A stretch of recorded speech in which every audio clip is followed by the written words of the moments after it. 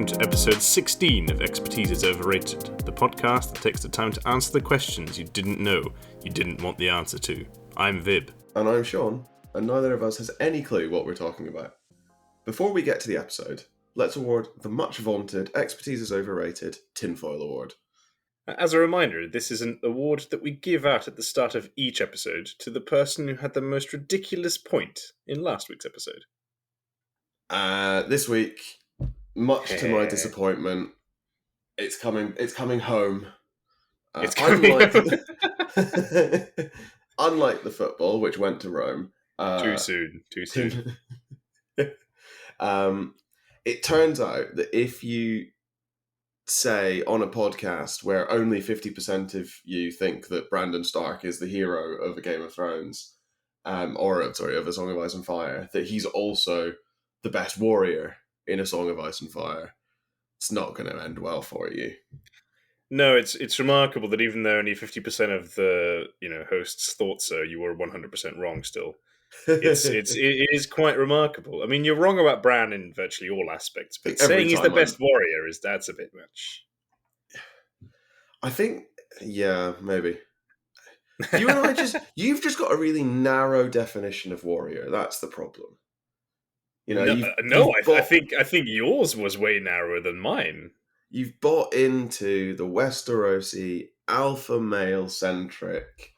The only way to be a good warrior is to be a sort of big, hairy chested alpha male. I need to remind you that he was not, in fact, in your top 10. That's because I didn't want to spend 20 minutes having to argue about it. And just left it for the end. As if. When have you ever not wanted to argue about some ridiculous point? What do you think we're doing here? Yeah, sorry, that is the premise of this podcast, isn't it? Alright, fine.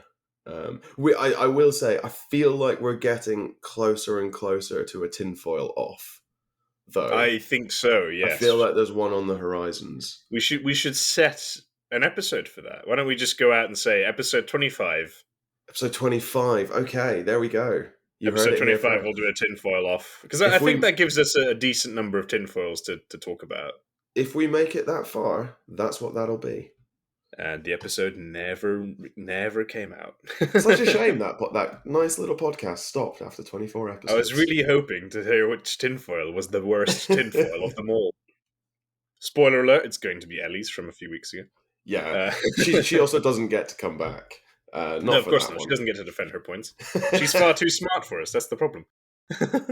Yeah, definitely.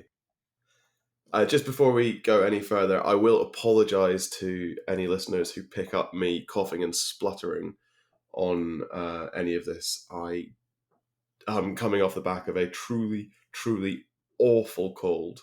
And we delayed recording this as long as possible, but couldn't put it off any longer because I think Vib was just getting fed up of me texting him all my thoughts. It does get rather draining, yeah. So I should say it's not texting, it's Discord. And by the way, you should join us on Discord. It's fantastic. No, absolutely. Join our Discord. Then you'd maybe see some of these conversations for yourselves. Absolutely. And there he goes. He's muted himself, which is going to be really fun in the edit. Yeah, no, sorry. We need to work out which of my mute buttons is the best one for me to be using. But I will try and cut out any coughing that I do. You say that, I think I'm editing this one, so thank you for that. I'm actually quite glad that we're not recording this, that we are recording this remotely, I should say. Because you'd just be ill at the end exactly, of it. And let's not have that, shall we? Plus, I think the fist fights would be quite something every week, The last I'll say of it is, if you think this sounds bad, you should have heard me on Monday. Which, for reference, is the day we usually record, so I'm glad that we didn't do that. Yeah. The queue in the COVID test was very sparse around me, as well as I don't have COVID. It is legitimately just a cold. And I will be better next week. Promise. Indeed. Yes. Yes, sorry, I think you're about to say... Do we have any feedback? I don't. I kind of do. This is from my friend Ali, who whose first comment when she listened to clearly the Ministry of Magic episode says, "I want to be friends with Ellie," which I think is high praise indeed. So Hold Ellie on a should be very second. pleased. Yeah, I mean, congratulations, Ellie. You've made yourself a friend there. But I've never got a comment like that. I was, yeah. The suspicious thing about this is that she has never once said, "Oh, I'd like to be friends with Sean." So, I mean, the you offer's know, not there. I have enough friends. 4 is plenty for me. but But yes, you have been overshadowed, I guess is the word. that's upsetting. But I mean, I fair. fully understand. Yeah, it's entirely fair. Um, and a very interesting question that she actually raised was, do we have the same issue with the memory wiping sticks in Men in Black? No, you asked me this, which I'm grateful for because it gave me time to think about it. Unfortunately, I didn't use that time to think about it. But my immediate response is no. And I don't know why, and that's really upsetting. And I think it betrays a real flaw in my character. Yeah, many things do, but I think perhaps yeah, a little bit of sizzle, there. we need to question that. We do need to question that Is all 100%. memory wiping wrong? Yeah, I mean, she also raised another very interesting question, but I don't really want to dwell on that because that I think will be a proper full fledged episode Mm, about free will, which is of course one of our favorite topics. yes. We like to break our brains, so look forward to that, listeners. Yeah. So is that what if you can modify memories, does free will exist? Sort of, yeah. I guess she kind of took issue with us saying, with you actually saying, um, the fact that they rearranged, taking the foreign minister's memories and rearranging the meeting is an issue of free will. It's not about whether or not they were elected, which I think is what you and Ellie were really getting at. It's got nothing to do with politics or authority. It's a matter of basic human rights of muggles, which is a very I, fair point. I feel like that's a point that I was making throughout, but Uh, I don't think so. perhaps I thought it I don't went with. remember I mean, it. it's also entirely possible that I dreamt that. I've been having fever dreams, but no, I think there's a point there. There's definitely a point there, and we should revisit it. But in short, no, I absolutely agree. It's not. The politics is secondary to the horribleness of the action itself. And I think even I agree with that. But food for thought. I think we Mm, will definitely. ruminate on this one. Yeah. So yeah, that was a very one-sided bit of feedback, or rather, a sort of Yeah. one. No, I need to chase my usual sources of feedback in time for next I think episode, and I Ellie's just shall. done with us now, isn't she? Yeah, she's had her moment in the sun. She's not fussed anymore. Anyway, to the matter at hand. What are we talking about today? Today, as promised last time, we're diving into the predominantly TV series, but I suspect we'll probably venture further afield than that, of the Marvel Cinematic Universe. Now, we don't normally do this, but given how precious some people are about the MCU, and given that Loki only finished at the time of recording a week ago, we are going to put a massive spoiler warning from here. We will be discussing basically all of the MCU, including all of the TV shows. Now, if you've got this far and listening to the podcast and that surprises you, I don't really know what you've been listening to, because spoilers are sort of a thing that we take as optional. And there is also psychology out there showing that knowing spoilers leads to a more enjoyable viewing experience, but we'll park that.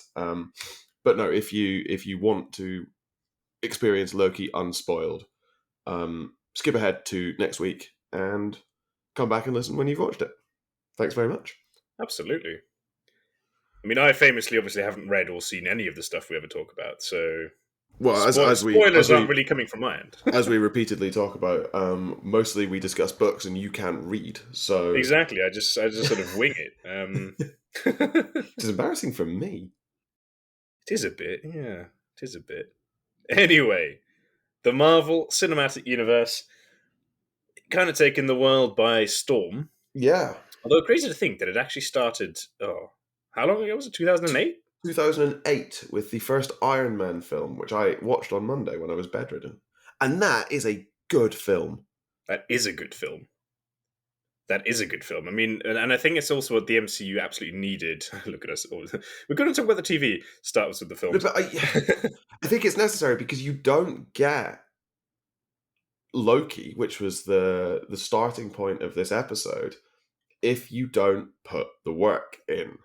And I think that's Yes. going to be a common refrain throughout this episode. The one thing that you can say for Marvel, no matter where you think they've got to now, god damn, they put the work in at the start.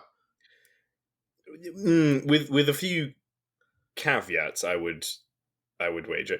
But what they absolutely nailed with Iron Man is, I mean, they cast Robert Downey Jr., which was fantastic because he was amazing throughout the entire series, and people really loved him as Iron Yeah. Man. And Tony Stark. Interesting fact, though, he was a massive risk as a cast because his career was like in the gutter at the Yes. time of Yeah. Iron Man. He also made, allegedly, he only made $500,000 for that film, which, all right, I wouldn't mind making $500,000 to be in a film that launches a cinematic universe that now owns everything. The world, yeah. But that's not a lot of money for an A-list actor headlining in his own film. No, 100%. But I think, given some of the casting choices they made in subsequent films, especially for some of the really big superheroes, they weren't big names by any means. No, Some were, obviously, but that was almost that was almost the point of it. They took people who weren't known. Robert Downey Jr. maybe less so, but they weren't really known for other roles. yeah, And I think that was really, really smart. really smart. Really smart. But I think what they did right with Iron Man as the first film to really get people excited about this and to win over all the comic book fans. I haven't read any of them myself, even though they have got pretty pictures in them. But I think that was important, right? They needed to get at least some of those people on side. So they cast Robert Downey Jr., did a fantastic job. They cast Jeff Bridges. I mean, come on. That was so brave. Yes, but that's always a win, excellent. Also excellent, right? But Jeff Bridges, it wasn't. I think he was still sort of thought of as the dude. Right? I don't know if that's fair. Do you think that's not fair? But I think you're saying that because of the age you would have been at the time. That's entirely possible. And I say that because that's probably what I thought as well. It's a peak university film, and it's around the time that we were, end of school, early university, maybe, but it's Jeff Bridges as you've never seen him before, slightly overweight, but like powerfully overweight, shaved head and a big strong beard. Yeah, don't fuck with me, Jeff Playing Bridges. a really sinister character. Super sinister. Just straight up evil arms dealer. Couldn't give a fuck about anything other than money. Who Nicolas Cage wishes he was in Lord of War. Now there's a reference. Whoa. Great film as well. one of many excellent Nick Cage films, of course. Is that's the one where they repaint a tanker, isn't it? They repaint the name on a tanker. I think it's been a long time since I watched that film. Sorry, that's a segue. Speaking of which, and completely going on this tangent now, I saw today that Nick Cage is in a film called, I think it's called Pig. Oh no! Where he's a truffle farmer? Is that a thing? A truffle farmer? Hunter? Truffle hunter? Truffle forager? The truffle hunter's a character in and his truffle pig goes missing, and it's essentially a film about that. And the review I read said that it was amazing and might give him his second ever Academy Award nomination for it. What's his first Academy Award nomination? That's a great question. I'd read it. It doesn't. It's not a film I see. Admonition, something along those lines. I didn't know he'd ever been nominated either, but there we are. Anyway, Marvel, Iron Man, Loki. You're absolutely right. You need the films because you need the cinematic universe for there to really be TV shows. Yes. Although I guess not necessarily, but the way Marvel's obviously just taken over entertainment as a whole. and something they do very nicely is linking in everything. I say nicely. I think that might also be a bit of a detriment now, Yeah. which we'll get to. But yeah, you needed the films, certainly the first phase of the MCU, to get to where we are now, and a But lot has happened. a lot has happened. I was trying to think through. Well, obviously, the films are famous. Everyone knows those. We don't need to go through those. But the TV series, not even thinking about the Disney Plus ones that sort of are, I think, going to form the meat of this episode. You've got Yeah. Daredevil, which I thought was fantastic in season 1. So, you know, Jessica this Jones, is the Daredevil from only a few years ago, right? TV Daredevil, Not the the film. The film is rubbish, isn't it? not the film. No, I forget the name of the actor, but it's got Wilson Fisk is the bad guy. I can't remember the name of any of the actors, which is atrocious. But no, it's the recent one. It's the recent one. Once again, proof that we are very prepared when we record these I episodes. should, yeah, I didn't. I thought you were going to go, yes, Daredevil, and then we'd move on. But so the point that I was going to make with Daredevil is I think it went off the rails in season 2, and I feel like, you know, you've got Jessica Jones. Same thing, I think, is true. Season 1 I didn't really like. Season 2 I didn't watch. But the reason I didn't watch season 2 was the only redeeming feature of season 1 wasn't in it. Yeah, but that's more than a redeeming feature. That was some of the finest villainous acting that has probably ever been acted, frankly. Quite possibly. And that's me saying that about a Scotsman. No, quite possibly. But I mean, Tennant's performance as the villain in Jessica Jones is second to none. Even better than Jeff Bridges in Iron Man. Better than Jeff Bridges. It's he gets more time with it. And it's the beauty of TV, right? You get a bit more time to sort of explore your characters, I guess. absolutely. Yeah, Jessica Jones. I was exactly the same as you. I watched season 1. I did enjoy it, but then at the end of that, I just didn't even bother with season 2. Just no interest No, it whatsoever. didn't. It didn't draw me in. And then I guess Luke Cage was a spin-off off that, right? Because he was in. He was in Jessica Jones and then got his own series. I didn't watch it, and I didn't watch Iron Fist either. No, me neither. And I think part of that was I just felt like the MCU TV series. I think, like a lot of people, I felt like they just run out of interesting steam because they were all post Phase 1, I think, and it was the idea behind them was this lower echelon of superhero who hadn't made it into the Avengers for whatever reason, probably because no one knew about them, and they're almost paving the way for Spider-Man, right? Because they're all, to a greater or lesser extent, like friendly neighborhood Daredevil, right? Friendly neighborhood Jessica Jones. Not to the same degree as Spider-Man, but they're fighting vaguely low level threats. I mean, obviously David Tennant is the most dangerous person in the MCU, but no, I know what you're getting at. I think certainly with Jessica Jones and what I imagine Luke Cage was like in Iron Fist as well as I think Daredevil. What I think they tried to do there is explore the sort of grittier side of things. All those characters were, a little more flawed. They had much more personal issues. I mean, they tried to do alcoholism in Jessica Jones, and I mean, credit to them, they tried, and they tried far more than, or far better than the way that they tried a little bit in Iron Man 2.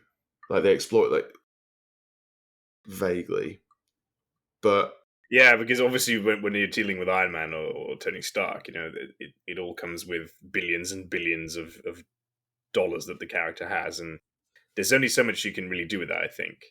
But those TV shows, I mean, if you compare the sort of first phase of MCU, right, introducing Thor, introducing Captain America, they're all goody two-shoes and obvious, like, super, super mega heroes. That's the point. They are the Avengers, as we say. True. And Thor deals with his thing where he's a bit of hubris and arrogance, and he has to deal with that. Captain America, more or less the opposite. Deals with Uh, nothing ever, and that's exactly, the and then just point. becomes amazing, and it's like, yeah, great. Now I'm Captain America. Yeah, so those guys don't really get to explore anything, and that's fantastic. Those films Mm. are great. But the TV shows are a little bit different, and I think that's exactly what Marvel were going for, right? Exploring something slightly Yeah, no, tangential. I think you're right, and I think that brings us on to the sort of overarching MCU series. I don't know. I don't even know if it's still running, but obviously, Agents of Shield, which Yeah, is I want to say that was the first one they made, it might have been. It because might. they made that. I think they made all of that after the first Avengers film, right? They do because the core point of the first episode, or the intro to the first episode of Agents of Shield, is that Phil Coulson isn't dead.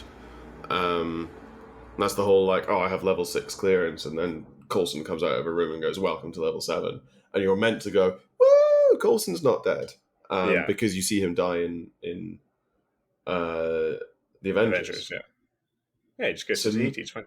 so maybe it's a magical place. Maybe it was first. I don't remember. I don't know that the order particularly matters. Not So necessarily. Well, I think Agents of Shield is different.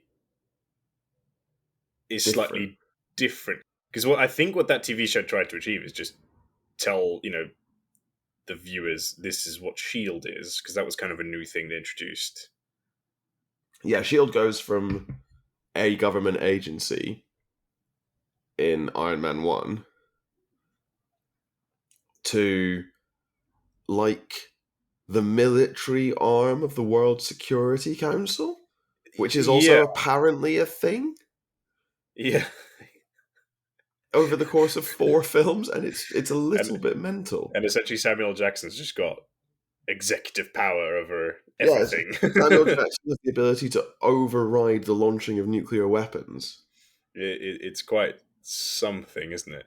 But with that, I think because they had that organization in the film universe, and so I think they said Yeah. we can make a really easy TV show, a la X Files type thing. Government Yes. agents solving crimes and in a supernatural, and you bring Phil Coulson back, who everyone loved, Hmm. myself included. So perfectly sensible. As opposed to, because I watched that, and I remember telling you my issue with it is that it was just the American format, 40 plus minute episodes, 20 plus episodes in a season, and I think it ran for at least 6 seasons. If as you say, maybe it's still running, I don't know. It's too much content. There's too much content, and the problem that it had, or one of the problems that it had that I had with it was it tried to be both sort of so it went a bit supernatural, right? So it was both Monster of the Week or Problem of the Week, a Yeah, la X Files, a la Buffy, and here's these long overarching storylines, which means that you do actually have to watch all 20 episodes yeah, exactly. of a single season in order to understand what is going on in the finale, because the finale is dealing with stuff that happened in episode 3, episode 4, episode 5. You're absolutely spot on, yeah. Because I think not actually that long ago, I sort of jumped back into a random episode of Agents of Shield. Don't really know why, but I had no clue what was going How on. is Lady Sif here? What is going on?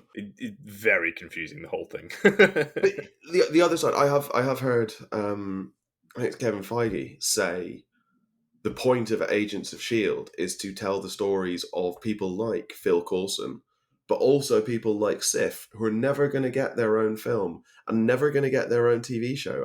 Okay, Agents of Shield is Phil Coulson, the TV show, but like there are lots of little characters, bit characters Yeah, in the MCU. yeah, So like I think Sif is the best example of this, who pop up now and again in Agents of Shield because they're vaguely interesting, but they're not nearly interesting enough to get a full, even like a full 7 episode, 1 hour long episode, 7 episode series 7 hours of watching or whatever. Yeah. Never mind a full feature-length film. No, for sure, and at least for Sif, because I think she got a bit screwed. I think it was a scheduling problem, right? That's why she sort of disappeared from the films, the I Thor think that franchise. is actually right. Yeah, she had a bit of a scheduling issue, It and does. part of me wonders if they just didn't really know what to do with her. Because I mean, obviously in the mythos, and I don't know how superhero Thor necessarily relates back to the mythology, Mm, but Thor is married to Sif, and that definitely isn't where where the films were going with that. no, Um, no, that's a very fair point. That's a very fair point. So I, like you, I don't know if Sif is even just a creation of the, or Sif isn't a creation of the MCU, but her incarnation as it relates to comic Thor might be a creation of the MCU. Possibly. So it I might mean, be that the yeah. writers went, "Oops, Yeah, where do we go with don't this know where to go from one? this." And Although then Natalie Portman's character, I think, is very much in the comics, isn't she? she is. No, that's sort of my point. So Natalie Portman is the Mary Jane to Thor, right? She's that Yeah. constant, the Lois Lane character, the constant love interest for Thor throughout. Ooh, mixing your MCU and DC streams I'm there. gonna do that so much because DC have better archetypal superheroes than the MCU. Ooh, No, they oh. just do. Like No, they have Superman, that's it. also Batman. Batman is a better archetype than any. Crucially not a superhero. Oh boy,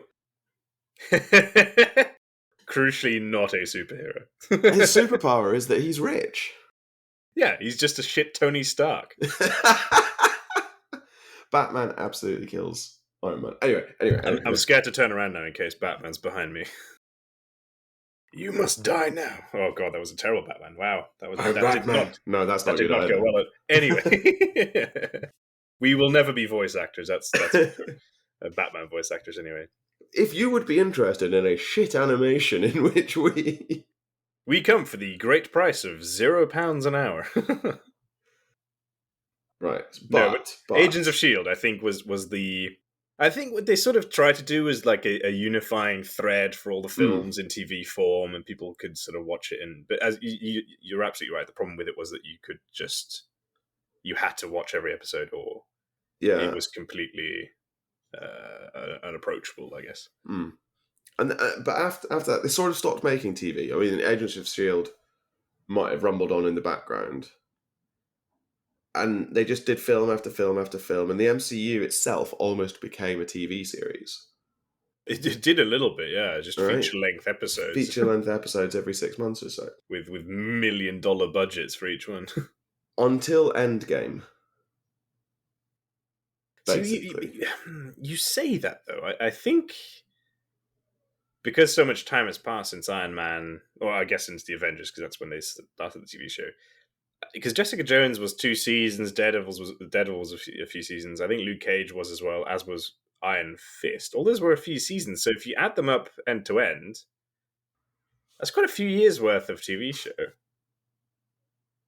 yeah. No, I think we just don't remember them because we didn't watch them. we don't remember them because we didn't watch them. Fair enough, but I guess my point was there were no big TV releases, right? Everything got focused on the films. My point is, I'm basically trying to segue neatly into the Disney Plus shows, and you've torpedoed that magnificently. No, I know, but that's why I'm here.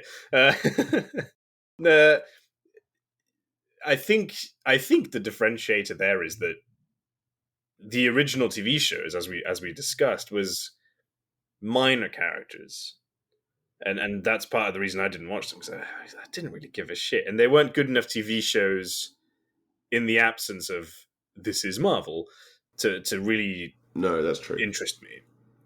Now, you're absolutely right. Once Endgame happened, the big difference with the Disney Plus shows is that they actually started to get the big ones. And by that I mean, the proper actors from the films. I know that's really Because the condescending. proper But, actors doing the proper Shakespearean heroes. expert David Tennant. Well, I didn't really want to say the proper heroes, because that sort of implies Avengers when you're talking MCU. No, but I know what you mean. They got headline names. People, and the other point, I guess, was people who were known from the films. Yeah, and actually, with the exception of Loki himself, the others are all Avengers, aren't they? Yeah. I'm trying to think now. What do we Well, actually have at Disney Plus? WandaVision, Yeah, Falcon and Winter Soldier, yeah, and Loki. and Loki. Yeah, it's just those three, isn't it? Yeah. Yeah. And So I guess and Wanda and Vision are Avengers. yes. Falcon and Winter Soldier are Avengers. There's Winter probably a Soldier's question mark. There's probably a question mark over Bucky, but I think we can probably say in the he was wake there. of Endgame he is. So it's just He was there. Loki. Loki and Loki is well, yeah, as in the myth, he's very hard to put into a pigeonhole, isn't he? Absolutely. So yeah, 30 minutes into the episode, let's actually talk about Loki, which is Let's the talk whole about point. Loki. The main point of this episode. Key question: did you like it? I did. I'm Good. very happy that they made it. There were a couple of design decisions that I really, really didn't like, and I'm sure we'll come on to them. But Very strong. overall, I thought it was fantastic, and I thought it was the best MCU TV show I've watched all the way through. I'm going to say. I feel I need to ask, how many have you watched all the way through? Or best season of MCU TV I've watched all the way through. Because I was going to say the correct answer to that is 2. Same for me. But no, I watched all of Loki, all of Falcon and Winter Soldier, all of season 1 of Daredevil, all of season 1 of Jessica Jones, and all of like season 1 to 3 of Agents of Shield. Yeah. It's quite similar to me, but instead of Falcon Winter Soldier, I watched WandaVision. I think that's going to be really interesting to come on to in like 10 minutes or so. Like the fact that I couldn't stick to WandaVision and you couldn't stick to Falcon Winter Soldier. Yeah, but just to bring that up here, I think because I was a bit late with WandaVision, so I was still watching that as they started to release Falcon and Winter Soldier, and they were so different Yeah. that I think my brain just couldn't quite compute that.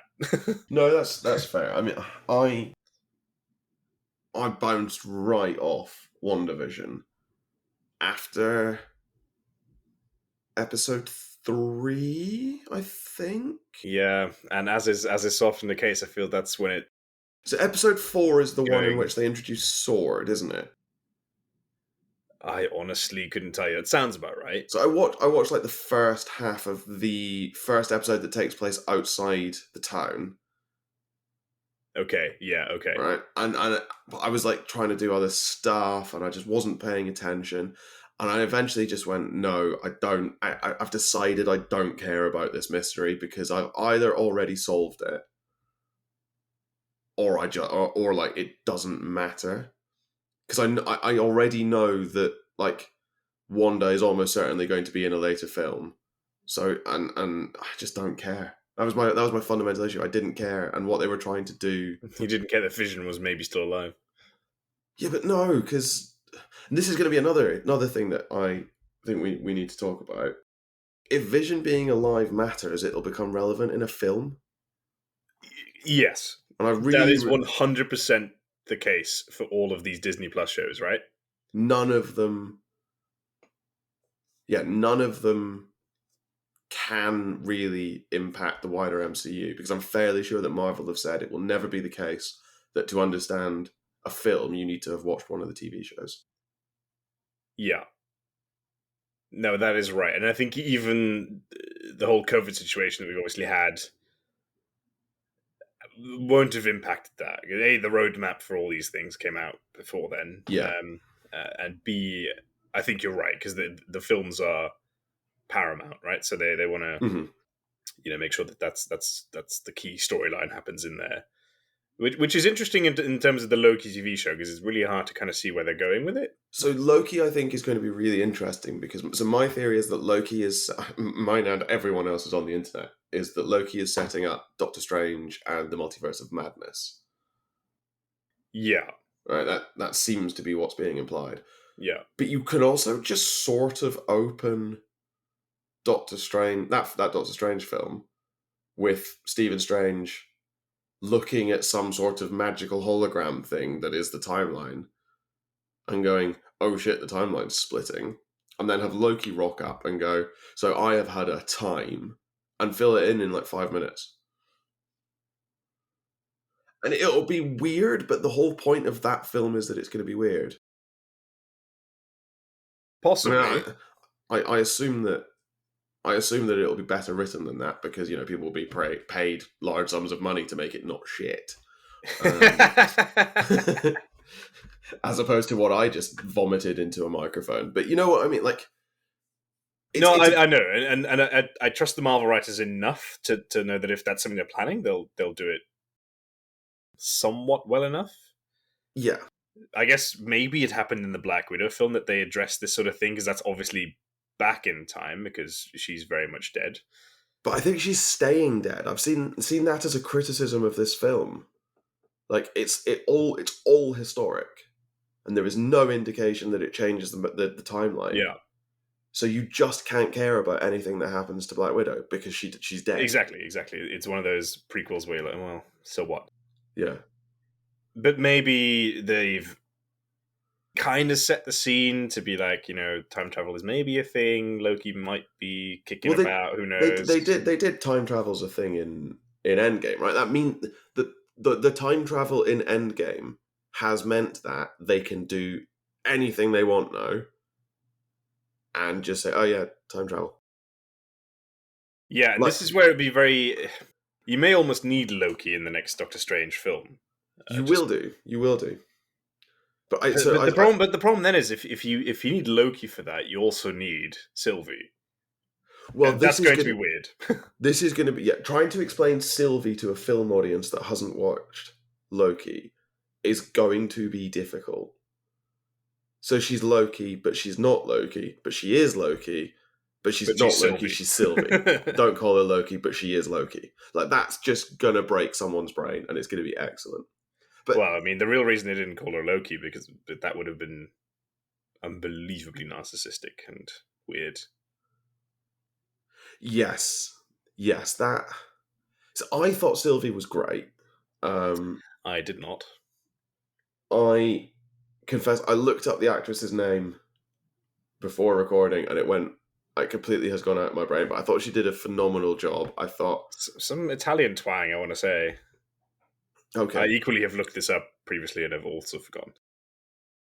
I, you Google, I'll talk. I thought that she as we've said, acting opposite Tom Hiddleston. That's not easy. He's a phenomenally talented actor, and I thought that the performance that she gave was really impressive for the comparatively limited amount of screen time that we've had with her as compared with the original Loki. Yeah. So her name is Sofia Di Martino. Oh, so he is Italian. Well, it sure sounds like it. And this might explain, because one of my major gripes with her was her accent was a little bit all over the place. And I don't know if that was by design, because she's a variant, and that was kind of something She's you a went for. variant. She's lived throughout the timeline. Yeah, but I feel that... Maybe if you're doing that, you sort of it's need to explain it. yeah, exactly. If that's what you're going for, explain it. It was a little jarring. And yeah, I mean, come on, it's a thankless task to have to act opposite Tom Hiddleston. But I thought that she did really well. I thought there were She moments did of. okay, but you I thought also there had were. Owen Wilson in there, who I'm a It's big fan of. it's such a good cast. Like a 2 episode cameo by Richard Grant, who's obviously just having so much fun. He really was, wasn't he? I did wonder whether with Richard Grant they showed him the first costume and it was like a proper like MCU Loki costume, and he just looked at it and looked down at himself and went, nope. Nope. So they gave him that like really flowing, flabby looking thing. But he was great. The classic DC parody as well, right? The sort of the underpants sort of Yeah. outlook. Yeah, Yeah, well played, Marvel, on I that. hadn't even considered that, but that's exactly what that was. No, I thought Owen Wilson, yeah, absolutely, he was great as well. I'm really disappointed, one, that he never rode a jet ski, and two, that he never said wow. How do you have Wow. Owen Wilson in your TV show, and in a situation like where he has repeated opportunities to just go, wow, and he never does it? That's phenomenal No, restraint you from know the what? It's writers. because no, I guarantee you, he's got a similar stipulation in his contract to Sean Bean now. Because Sean Bean will refuse to take roles where he dies, You reckon? and I think Owen Wilson will now refuse to take roles where he has to say Such a "wow." such a shame that Sean Bean has written himself out of any work in the future. I think he doesn't need it anymore. Let's be honest. He'll happily sell chips at a chip shop in Sheffield Hmm. or something, and be perfectly content with life. Yeah, no fair. Um, Get into or, firefighters. or the worst scenarios maybe that Owen Wilson used to always ad lib that, and the director was just no, stop that, stop it, Owen. Amazing. We don't want uh, that. So okay, so I like Loki. What's your overall feeling on it? I loved it. Great season of TV. To be honest with you, one thing I didn't like was I know I said before that Agents of Shield had too many episodes in a season. Loki had what, 6 episodes? I needed another episode. Yeah, especially because right at the end they were like, "Oh, Loki will return in season 2." It's like, you could have made it a little longer, but I perhaps we do have to make allowances for COVID in this particular season. COVID, like Tom Hiddleston is probably a really busy actor, Probably. as I imagine is Owen Wilson. I mean Richard Grant's probably free if you wanted to just do an episode of him. So I think Richard Grant and Owen Wilson. I've not seen Owen Wilson in a film in No, that's a true. long time. He's been perfecting his role as Mobius. Fantastic name, by the way, for a Mobius, character I in a know, isn't it time great? travel show. Um, So clever. GG Marvel. I thought the aesthetic was excellent. The sort of juxtaposition of the TVA as these like 50s, 60s bureaucracy. It's very Aperture Technologies. Good reference. For me, it really reminded me of Control. I don't know if you ever played that I game. haven't. It's in my Steam library. It's exactly that sort of vibe, yeah. As you say, 50s, 60s, like government building type Yeah. thing. Yeah, really atmospheric. The time travel was interesting without being what time travel sort of often is, just downright confusing and world breaking. The time travel was a narrative tool. It wasn't the plot. I'm not Yes, sure yes, and no. I'm not sure that's quite the right way of putting it. I guess the time travel was. It's a bit like the way Endgame did it, right? They just went time travel works. Don't ask questions. It just works. They don't try to Yeah. explain it too hard. Well, and they gave the TVA the tool of just oh, we went back in time and then deleted it, and it was Yeah, great. Which yeah. That you're like, also okay, helps. fine, whatever. That also I still think helps. about it. Yeah, you don't have branching timelines, and the TVA also exists out of time, which is helpful to that. No, it was great. We've got probably Kang as the new. Which we, of course, all knew. Yeah, I mean, Had you ever heard of him? it's one of those names like Galactus Yeah, where I'm like, yeah, I know that they're a big bad. I'm really disappointed because my outside money was on Agamotto, um, I mean, holding an Agamotto like being the guy holding back Kang from invading or something. far too Um, complicated. Far too complicated, far too niche. I'm just quite disappointed. I also thought there was a small chance it was just going to be Odin. Admittedly, I was thinking on his lines like this is just going to be some sort of old Marvel, like MCU guy they've wheeled out to to be to be a bad, yeah. And this is where we come back to your point, right? Because they have introduced what is probably going to be a big bad in some form in a TV show. Yeah, no, and that is a bit odd, but But I guess they've done it in such a way that in Doctor Strange you can just reintroduce him because well, you're absolutely right. You can just start that film off with Doctor Strange looking at a timeline that's going crazy and going, this is bad. well, shit. It must be Kang. And then, the film just goes from there. No, absolutely. I'm just looking up the Phase 4 timeline to see what we might get between now and Doctor Strange. We've got I want to say it's Shang-Chi and Eternals. Eternals. Yeah, that's the one I was thinking of is still coming. It might be that Eternals does it. I don't know much about Shang-Chi at all, actually. I don't know anything about either of them, to be honest with you. No, I don't know why I didn't. I don't know why I was like, oh, I don't know about Shang-Chi. You know, Eternals also not a clue. And then we've got another Spider-Man. Excellent. But then, yeah, Doctor Strange and the Multiverse of Madness. Yeah, that's going to be where it is. So yeah, they probably have a few films to play with and maybe introduce timeline wobbles and that sort of craziness, and maybe suggest that there are variants, and that it wouldn't be entirely surprising if you would see a Loki, for example. Yes. Maybe Richard Grant pops up in every single film from now on. That'd be fantastic. God, if Richard Grant is the new Stan Lee, I'd be so up for that. That's amazing. I hadn't thought of that. I would rate that so much. Just he's got no real link to Marvel. He was just like, can I get some work? That'd be so good. That'd be so nice. Yeah. So Loki, big success. Big thumbs up for Loki. Couple of things I hated, just very quickly, because this expertise is overrated and we can't just be nice about stuff. Well, I was already not nice about Sylvie, just putting that out there. Yeah, but I stand by that. Fine. I didn't think that she was good enough to go on a massive crusade to defend her. Like, I thought she was a perfectly adequate, functional, perhaps better than functional, but she's. Yeah, I'm just gonna leave it there. Just gonna put it out there. Thrift shop version of Natalie Dormer. We're getting cancelled. Yeah, just putting it out there in the world. Come at me. Actually, please don't. That would be terrifying. Please don't, because I'll get caught in the crossfire. No, what was I going to say? Crocodile Loki. Fuck off. Don't want that. Not clever. Not funny. Please don't do that again. I agree with you. Because they focus too much on Crocodile Loki. Right? I think where there was that scene where all the Lokis rocked up and essentially had a big fight, it got so ridiculous that a Crocodile Loki in that scene would have been acceptable. Yeah. That would have been okay.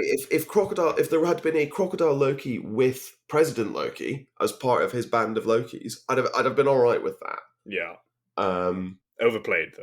But yeah, they just that feels like no one in the writers' room was like, guys, this isn't as funny as we think it is.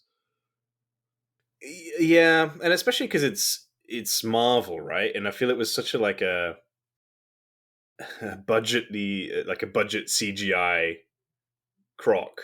Yeah. But I was thinking this sort of Valheim-esque the PC game style of like everything looks a bit shit because it's supposed to, you're dead and you don't quite remember what things look like. The same way that this is like, this is a Loki variant, so the crocodile looks a bit shit. And that's why the CGI is a bit shit. Maybe. I think it doesn't quite work, I think. I just didn't think it worked. I didn't think it added anything to... The focus on it didn't add very much. We've already done, there can be female Loki variants. I didn't need, there can be animal Loki variants. How does that even work? What possible branching of the timeline? It's a multiverse. Infinite possibilities. I just don't... I don't see it. I don't like it. I didn't want it. But the thing that annoyed me more was that there was precisely one episode that had a stinger. And it was episode 4, which was the episode in which Loki got pruned. And the stinger was him waking up at the end of time. And I was so angry. You mean the credit scene? The end credit scene in which he wakes up to see all the variant Lokis. Because the show is called Loki. Of course you haven't killed Tom Hiddleston with 2 episodes to go. You're not that brave, Marvel.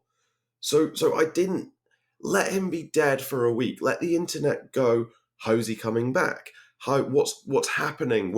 Maybe when they get pruned, they're not dead. Let the internet think about it. And then if you want to be really brave, if you want to be really adventurous in the way that you make television, you don't have Loki in episode 5, and you make 7 episodes, not 6. And in episode 5, we focus on Sylvie, and we maybe don't prune Mobius, so you can have Owen Wilson in episode 5, and we just follow them for a whole episode, and it's them dealing with their grief, and you prune Mobius at the end of that, and then you do a stinger, maybe, at the end of episode 5, which is Mobius waking up to see Loki. Right? That just is better than, oh, don't worry, guys, he's not actually dead. You don't have to wait 7 days. You can get your reassurance now. Stop clutching your pearls. It's fine. It just made me so upset. It was so weak from Marvel. And there are a lot of things, but I don't think that they're weak when it comes to making design decisions. It was so lacking in anything for me. It was such an unnecessary decision. Right, rant over. In what might be an expertise is overrated first, following a rant, I could not agree with you more. Oh, I think we need to stop here. We have achieved, I don't know, maximum zen here somehow. This is Nirvana. I could not agree with you. You hit the nail on the head. Couldn't have said it better myself. Well, I could have, but you're absolutely right. You should have had an episode without Tom Hiddleston's Loki and just made the internet go crazy, thinking, "Oh, is Sylvie going to be the new Loki? Is she Sylvie going to be Loki in the film for Love and Thunder?" Exactly. How good? How good? How But good? no. Absolutely right. And you know what? Even though I necessarily didn't like the character or the actress, I still can't quite wrap my head around what I didn't really like about her. Just something I didn't like something. I would have been upset. Episode 5 I was like, okay, so we're still going to have a Loki, but it's not going to be Tom Hiddleston? No, absolutely fuck that. I would have been on the forums, I would have been on Reddit, I would have been on Twitter. I know, but think how much. I think how good that would have been for the show. Absolutely. I don't imagine it needed much social media impetus. I imagine it was doing okay on its own, but you've just got to. I don't know. No, 100% agree. They should not have done the end credit scene, and they should have not had Tom Hiddleston in episode 5. I think that's braver. I think that is a lot braver than just not doing the stinger. But even just don't do the stinger. Oh yeah, definitely don't do that, because it's a week later. That's the thing. That's the thing. It's a week later. If you're actually watching as they come out, I think you have to assume people are watching as they come out. Yeah, there'll be a lot of people who save them up and watch them afterwards, but you got to pace it as if people are waiting a week. But it's crazy to think that even Marvel, that has made billions of dollars with their films, didn't back themselves to do this for one episode. Especially after WandaVision, which was clearly so weird that you gave up on it. Yes. I want to talk about WandaVision. And that's a show that included, I mean, insofar that obviously we have Owen Wilson and Tom Hiddleston in Loki, that had Elizabeth Olsen and Paul Bettany. You know, both very fine actors, both in the films a lot. That equally grandiose. No, absolutely. Arguably, yeah. It felt to me such a missed opportunity, and I would love to hear from one of the writers. We'll get on the show. Why they did it that way. So if you happen to have been a writer on Loki and want to tweet us at Expertise is Overrated. No, sorry, that's not our Twitter handle at all. Wow. At Zero Expertise. Wow. You can tell who runs the Twitter account. Virtually nobody. Yes. Oh shit! I'm actually going to tweet the writers now. Yeah, no, do. Please do. I'd like to know. Please come on the show. Or at least answer my question. Right. It is shocking. So WandaVision, yeah. So you got into what, three and a bit episodes in? Three and a half. I'm going to say I watched 3 episodes because I couldn't tell you anything that happened in episode 4. Neither could I, and I definitely watched the whole thing. I felt like WandaVision was trying far too hard to be referential to things that people who were watching WandaVision wouldn't get. What I think I mean by that is it felt very much to me like it was playing into an element of sort of millennial faux nostalgia. So the Yeah, one that stands show out you're working there. the one that stands out to me is episode 2, which is the one that draws all of its inspiration from Bewitched. Hmm. Right. I would wager a significant sum of money that most of the people who watched WandaVision have never seen an episode of Bewitched. Like me, for example. Like you, for example. That means 50% of the people that I know who watched that episode have never seen an episode of Bewitched.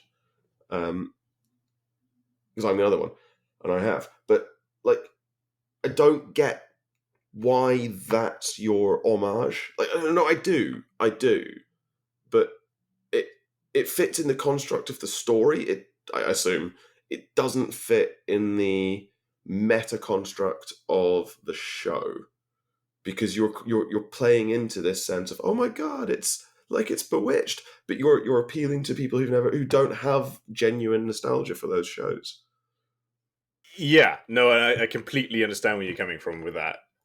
My thinking about that is that it wasn't an attempt at nostalgia. It was an Okay. attempt at being weird, because I'm pretty sure they know that their target audience isn't going to be the sort of people who were watching Bewitched regularly, right? Because that No. seems unlikely. I don't obviously have the numbers, but that seems unlikely to me. So I think what they did is that they wanted to do something very specific with WandaVision, right? And so they made it all very weird. Uh-huh.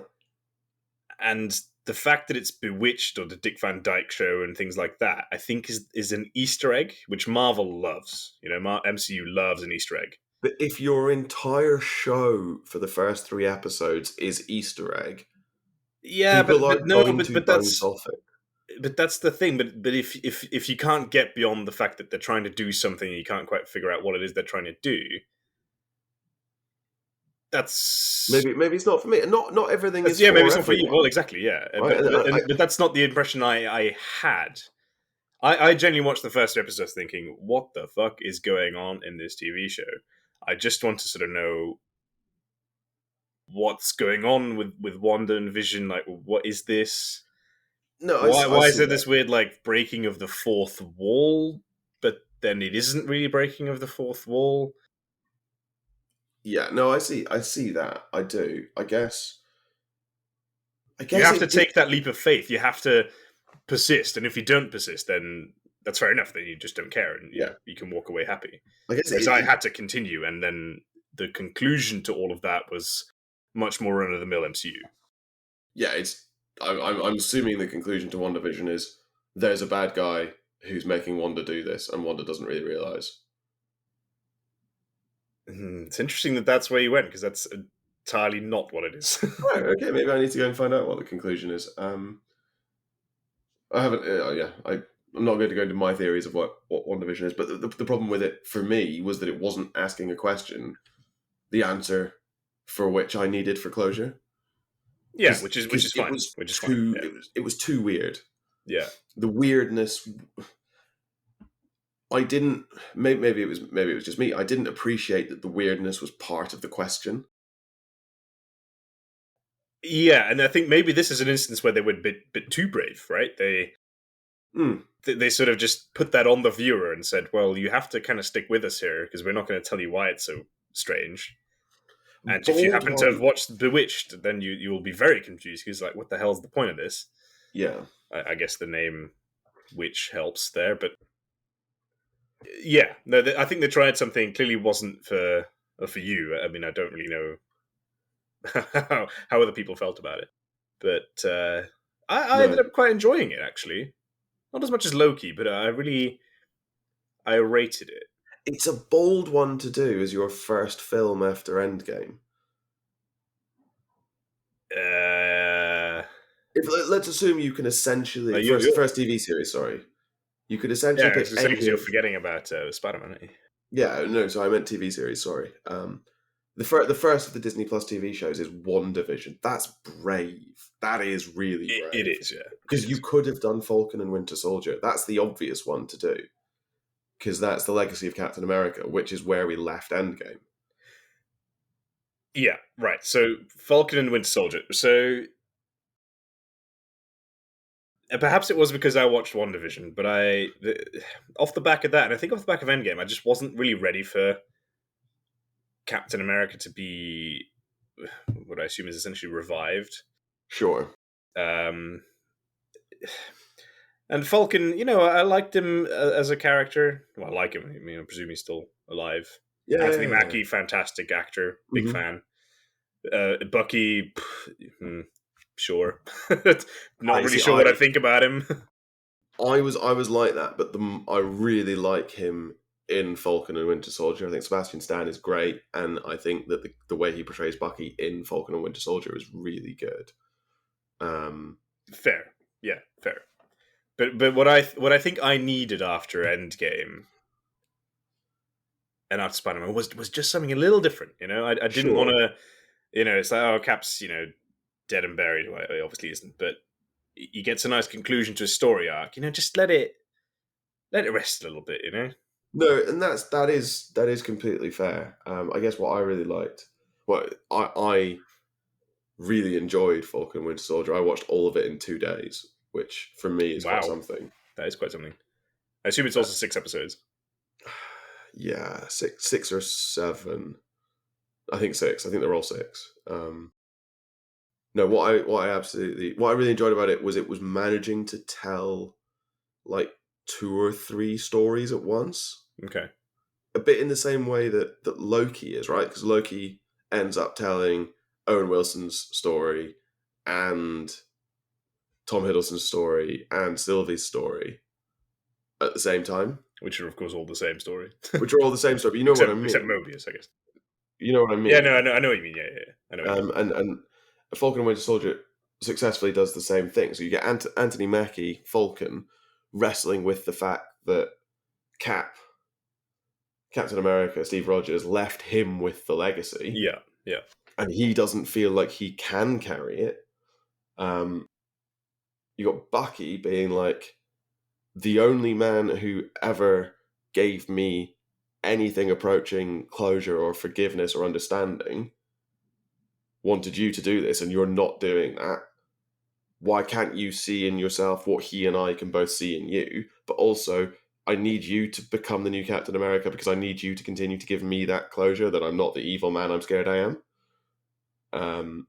And you've also got the world dealing with the aftermath of Endgame and the snap, and talking, and it's saying really some really important things about power and refugees and race in America and all sorts of things like Mm-hmm. that. And I think, speaking as someone who doesn't get to have much of an opinion on these things, I think it does a magnificent job. I'm completely willing to be told by someone that it doesn't, but for me at least, I thought Sure. it was saying something very powerful. Sure. Yeah. Yeah. No, and then I had absolutely nothing against the first episode. I think, reflecting on it, it was just a bit too much like Captain America. That, which I think of all the standalone franchises, probably slightly the most serious. He's kind of. He's Captain America. He's in the fucking name. They take themselves kind of seriously. But It's just I wasn't looking for that heaviness in that conclusion sure. or continuation rather. No, this is probably just somewhere where we're very different, because I love Captain America as portrayed in the MCU. Oh, as do I. Yeah, But I think that sort of yeah, I think we should, yeah. I think that there's probably an episode talking about all the various Avengers and who we sure. think Yeah. Oh, is the absolutely. most 100%. important. 100%. And for me, it's probably Captain America. But not because of the sort of bombastic chest thumping Americanisms, but the sort of the role that he occupies It's as just because he's the most human of them all, isn't he? it's not because Iron Man is definitely more human than Captain You're America. so predictable. So It's is Hawkeye. unreal. So is Black Widow. Hawkeye, come on now. Hawkeye's 100% the most human. He's got a bow and arrow. Yeah, and he ends up killing a bunch of criminals. Yeah. That's why I don't like him very much. But he's definitely the most human. Anyway. No, I do look forward to watching Falcon and the Winter Soldier. Mm, And I think it's really clever what they've done. Again, coming back to your point from, they don't want to do anything story defining in TV shows, and you don't need to do anything, right? Because at the end of Endgame, Captain America says, you should be Captain America now. And so if at the next film he is Captain America, yeah, people we are like, don't yeah, that need to makes know sense. how he got there because we Exactly. can just you can just assume he picked up the shield, and Yeah, that's exactly. absolutely fine. But if you want to, yeah, it's so good. I hadn't even thought of that, but no, it's phenomenally well done.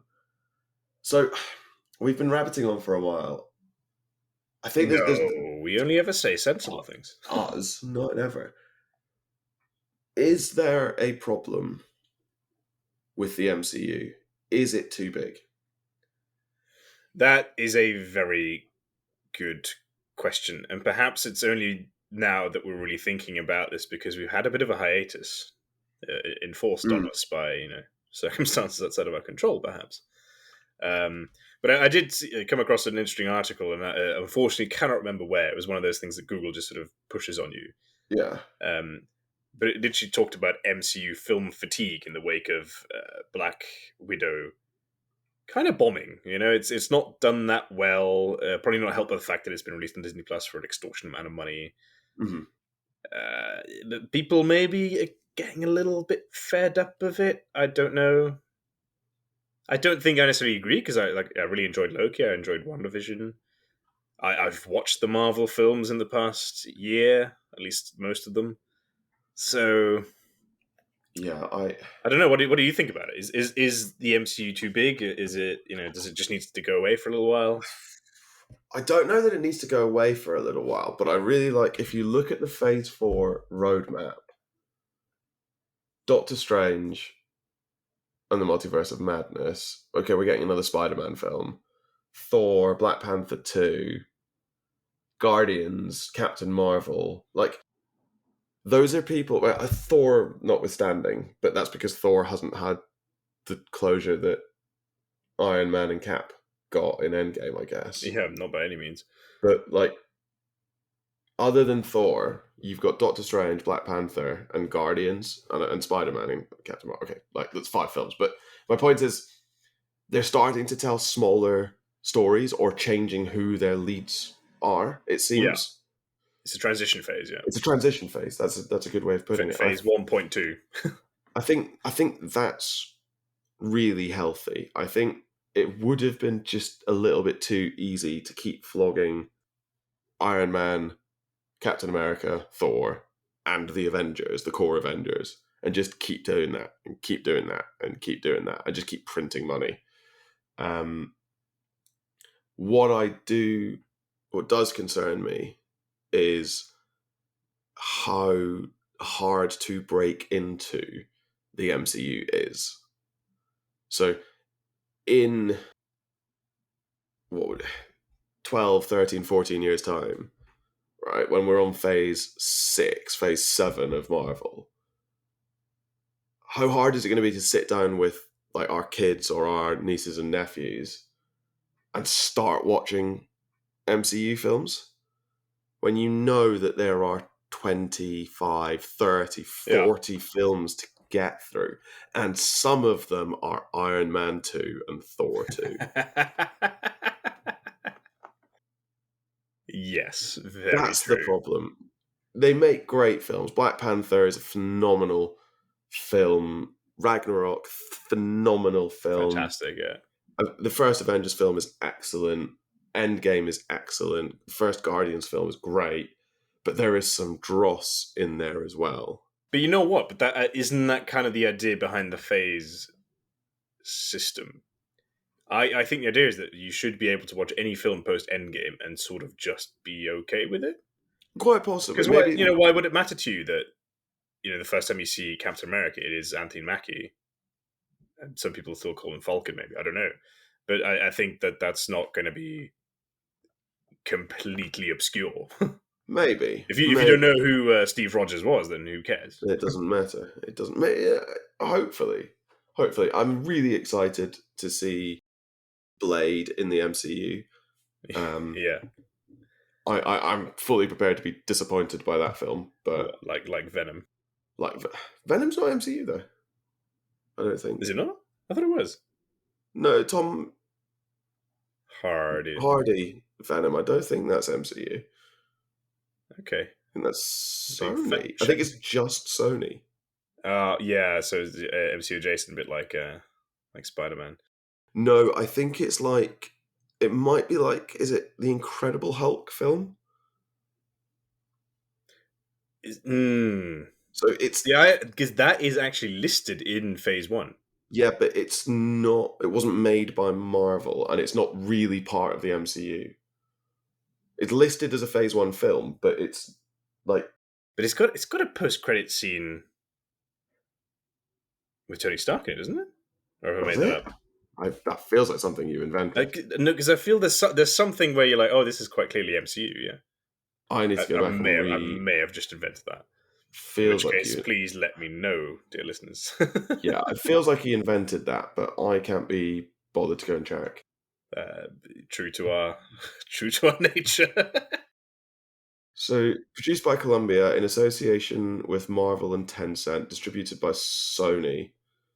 It's the first film in the Sony Pictures universe of Marvel characters. Right.